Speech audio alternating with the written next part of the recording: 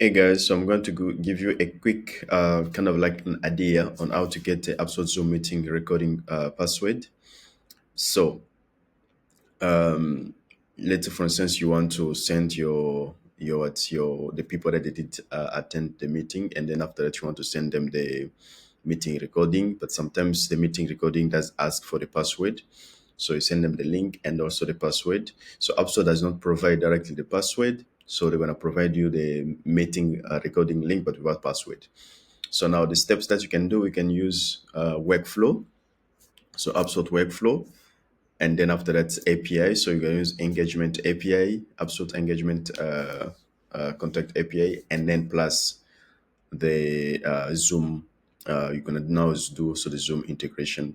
So now in the code is gonna look like that, where we have the step one where you get your meeting ID, and then the step two is just to get now the meeting password. So how do you set up the so now for HubSpot is the first thing is to get the API endpoint. So the API endpoints look like this. So where you're gonna get it from there, I'm gonna also put this link in the description. So where you're gonna get more information here about the endpoint to get the engagement meeting. So which means that you get the, as you can see, from this particular contact, and then after that you're going to get all those information you look through so that you can be able to pull the meeting ID of that latest meeting. So you get the meeting ID.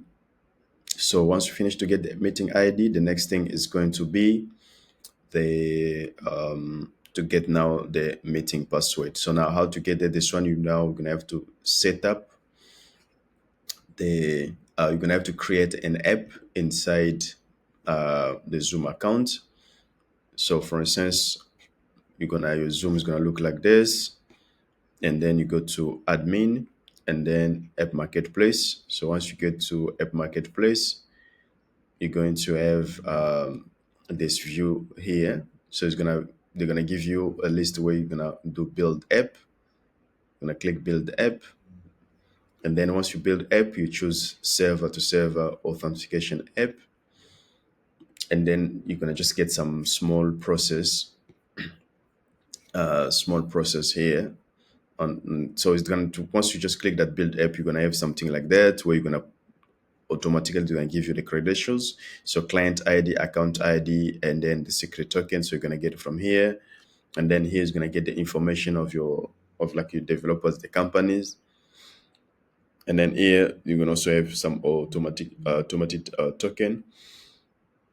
And then, but you're gonna not use those. You're gonna just use the stuff that's here, and then scope, and then where you're gonna do the activation to activate. You're gonna have to activate that app. So, and then as you can see, server to server, and then the scope. So the scope is just those are the scope that we have there: cloud reading, cloud recording, RAID files, listing. Yeah, so you're gonna have those kind of scope where you're gonna select them. It's just to look for it. For instance, P, because there are a lot. So you're gonna search for it and then you tick. So now to edit, you just click add. They give you different kind of scope that you can use. So once you use it, you can tick it and all those stuff. And then after that, here you can come and then you activate your stuff. So now because this one is server to server, the way that you're gonna set the client type. So from here, as you can see, you have your account ID, client secret that has been given to you. So you're gonna have to generate a token. So the system is gonna generate a token for you. So yeah, so there you're gonna get the token. So technically to get a token, you have the account ID there. Yeah, so now once you get the token, yeah, so the stuff is gonna bring the token, and then this is gonna help now to look through, and then you get your as you can see now here, this is the endpoint that you're gonna need, and then you look through, to get those information here, share URL and then password. And then after that, you're just gonna have to now pass your password into your output field. And then now the next step is just to take this one here and I create a the information to pass. So the add output to get those informations is just a matter of copying it like this as a string so that you can use it later in your email. So another string, have the password. Yeah. So now the next step is just to pass this information into the workflow email. So it's gonna be custom dot recording URL, custom dot recording password that you're gonna have inside your email template, the workflow email.